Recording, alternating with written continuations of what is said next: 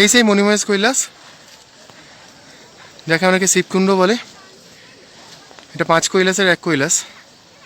আমার জীবনে প্রথম কৈলাস দেখা। অপরূপ সৌন্দর্য।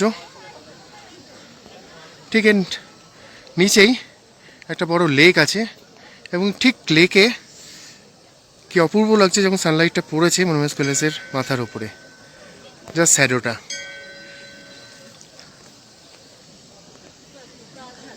মণি কা Mahesh, Mani Mahesh, jewel of lord Shiva এটাকে বলে। এখানে নাকি মাথার উপরে জন্মাষ্টমীর সময় মণি দেখা যায়, সাপের মণি।